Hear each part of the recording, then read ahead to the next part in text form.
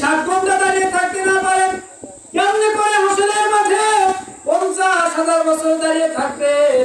আর দাঁড়ানোর যে জায়গা হবে, তাফসীরের কিতাবে দেখলাম দাঁড়ানোর জায়গা হবে, একজন মানুষের যে 2টা পা আছে, ওই 2টা পায়ের নিচে যতটুকু জায়গা, এর চাইতে বেশি জায়গা হবে না।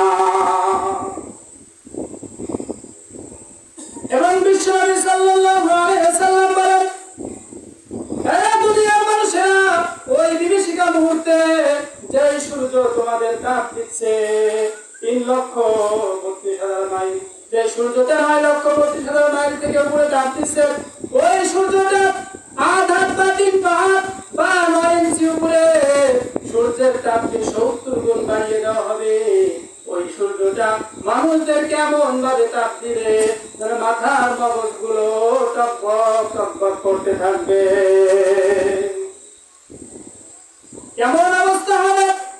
ওই অবস্থার কারণে মানুষগুলো হাহাকার হয়ে যাবে। তাদের অবস্থা এমন হবে, কাফেররা তো বলেই ফেলবে, আরে আল্লাহ তাআলা যদি হিসাব নিয়ে নিত, জান্নাতে যায় আর জাহান্নামে যায় সেটা পরের কথা, আগে এখান থেকে বাঁচি। দুনিয়ার বুকে বলছে নামাজ পড়ে কি হবে?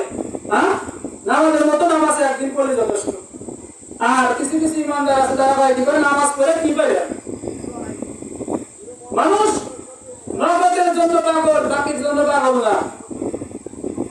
আমার আযান হয়েছে না, দোকানদারি করতেছি, আযানের পরে আলোচনা করতে সাহাবীরা, আযান দেওয়ার পরে আযান দিয়েছে, এরকম ভাবে হাত উঁচা করেছে বা কুরআন উঁচা করেছে কাটকে কাটার জন্য।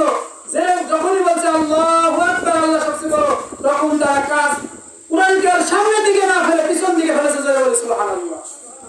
তাই তাদের মধ্যে আমাদের মধ্যে পার্থক্য কি? আমরা চিন্তা করি নামাজ পড়তে গেলে তো দোকানের বেচাকেনা কম হয়ে যাবে, কিন্তু আল্লাহ তাআলা বলছেন যে যদি ওই দোকান বন্ধ করে আমি আল্লাহ তাকে সাড়া দাও, তাহলে তোমার কঠিন মুসিবতের সময় আমি আল্লাহ তোমার তাকে সাড়া দেবো, যারা বলে সুবহানাল্লাহ। মানুষগুলো হাহাকার হয়ে যাবে, এমন অবস্থা হয়ে যাবে, ইমানদার মুসলমানেরা সবাই শুধু বলবে ইয়া নাফসি ইয়া নাফসি, আল্লাহ আমার নফসকে বাঁচাও।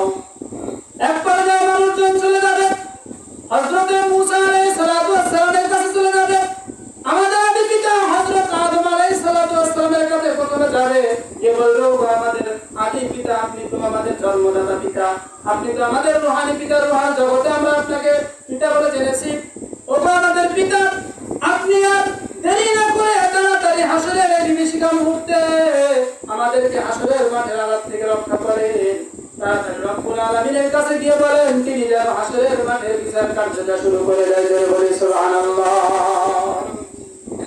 হাসরের মাঠে 3টা এমন বিপদ আছে, এমন 3টা মুহূর্ত আছে, যে 3টা মুহূর্ত মানুষ তার আত্মীয় স্বজন থেকে পলায়ন করবে, জোরে বলি সুবহানাল্লাহ।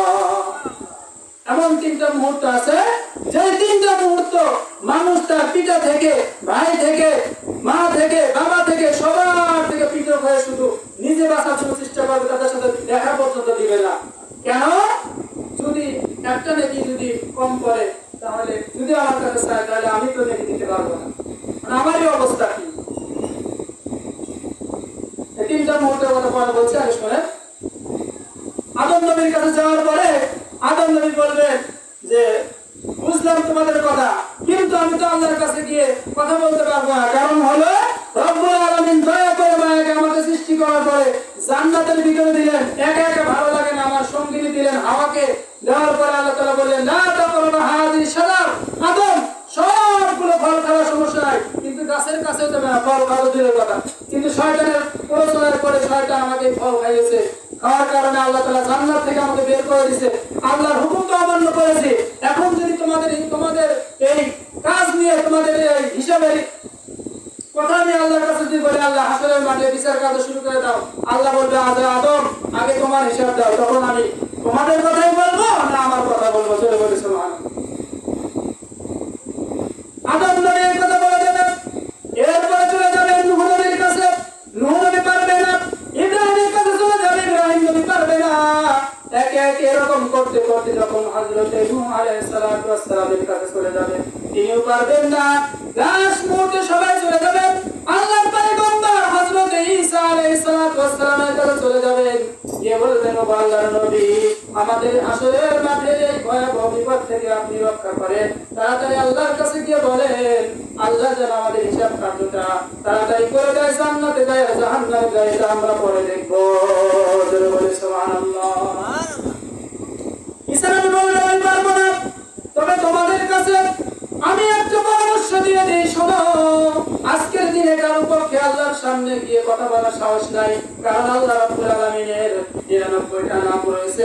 এই নামের ভিতরে একটা ভয়ঙ্কর নাম রয়েছে, পাহাড় নাম। এমন কঠিন, এই কঠিন নাম আল্লাহ রাব্বুল আলামিন ধারণ করেছেন।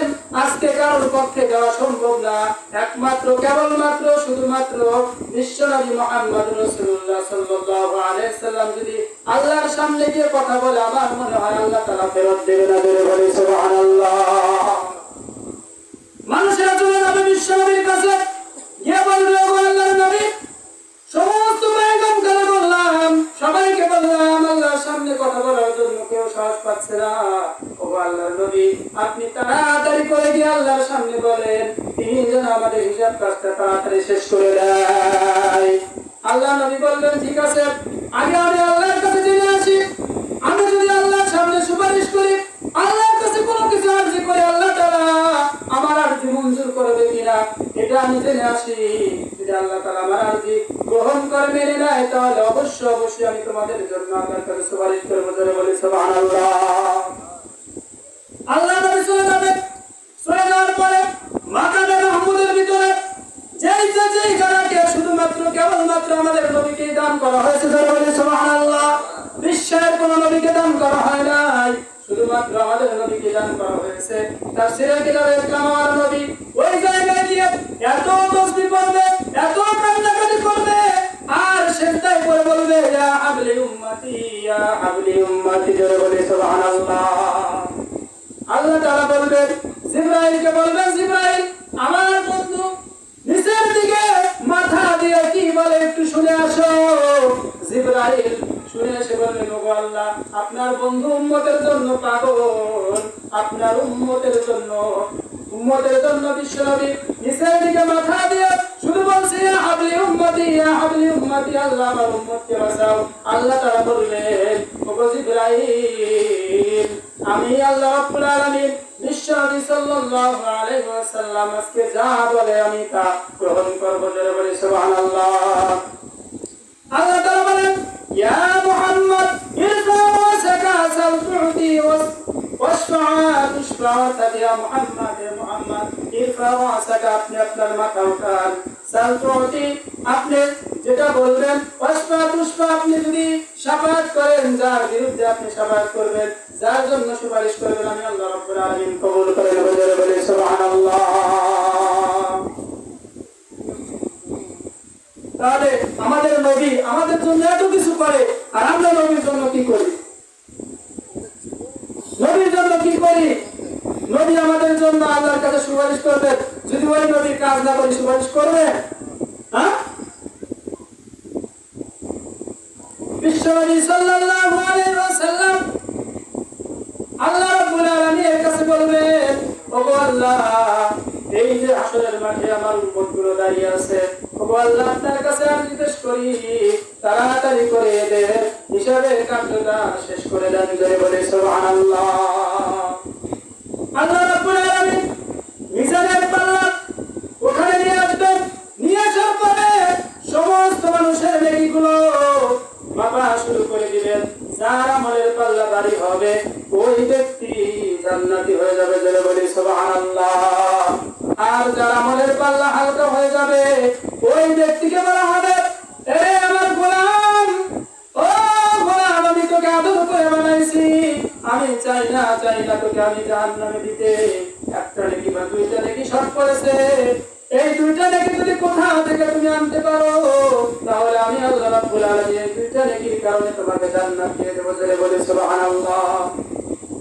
তখন আমি আপনি ওই হাসরের মাঠের ময়দানে বলবো, আল্লাহ, আমার তো অনেক আত্মীয়-স্বজন আছে, বন্ধু-বান্ধব আছে, পাড়া-প্রতিবেশী আছে, সবচাইতে আনন্দের বিষয় হলো আমার মা-বাবা আছে, সন্তানেরা আছে, আমাকে একটু সুযোগ দেন, আমি যাতে করে তাদের কাছ থেকে দুইটা বা একটা নেকি সংগ্রহ করতে পারি। জয় বলে সুবহানাল্লাহ।